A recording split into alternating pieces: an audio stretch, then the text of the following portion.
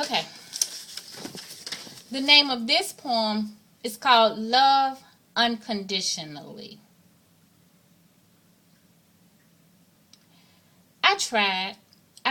I really tried to be what they expected of me, trading my self-esteem to respond to the needs of their sympathy, only to find that one that would love me unconditionally, exchanging my no's for their yes. I gotta have you next to me. So I released my sins to them only for a quick orgasm that would be discharged inside of me. Not really troubled whether this was leading to a pathway to hell. There were no lights in the room. It was pitch dark, so I really couldn't tell. But when the light switch was turned on and I could see, they really didn't feel that bareness in me. No affection, so trying to force it didn't make much sense to me. Still probing for that one that will seal that feeling of worthlessness in me, wrapped in his arms, felt slightly warm. But then came the necessity to feel the needs of his sympathy, and I released my sins to him, and again I had to face reality. He was just not right for me. And just when I thought I couldn't face my sins, he found me, the one that loved me unconditionally. He told me that I was the apple of his eye and that everything living in me must die.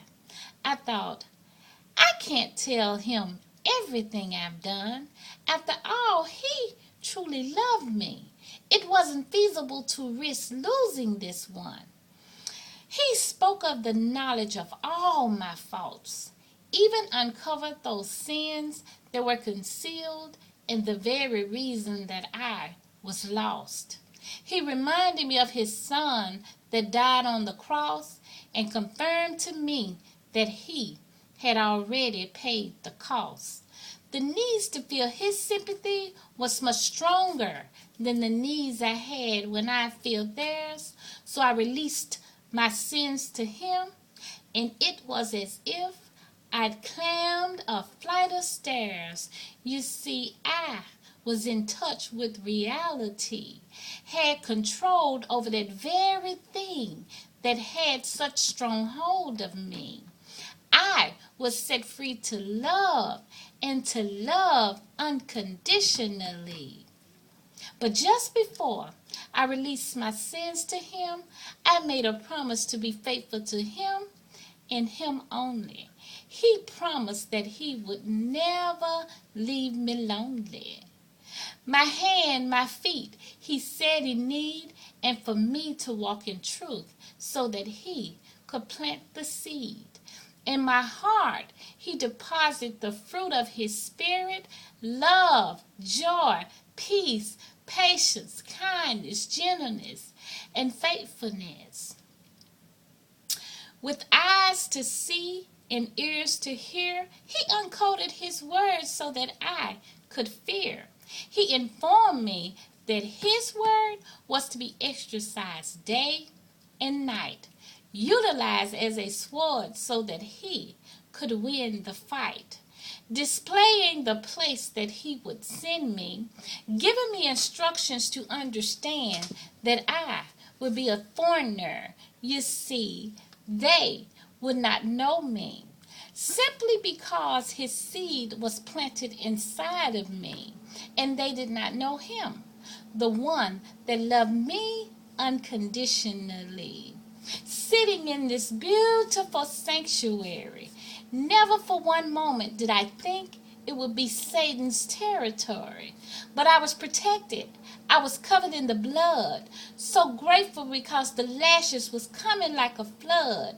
They blasphemed my name as I sat in the sanctuary, even called me insane when I didn't give to the commissary. I thought, really, dude? This has to be a game. Are you really calling me insane? Okay, you're right. I'll accept the title. Because if I am insane for the one and the one and only, the one that loves me unconditionally. They plotted and schemed and did all kinds of crazy things. But this new heart he planted inside of me made me love them unconditionally. Had me needing to feel the needs of their sympathy so that they could see the very things that I see. You see, that snare in my eyes draw them close to me. That sin in their hearts arouse against me, giving them access to the one that loves me unconditionally. Now, if they accept him, he will be theirs just as well as he is mine. And they would know me. And they will be free to love and to love unconditionally.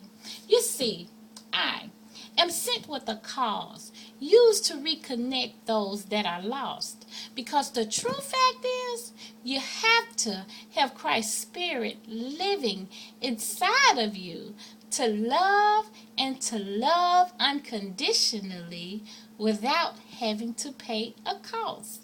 Thank you.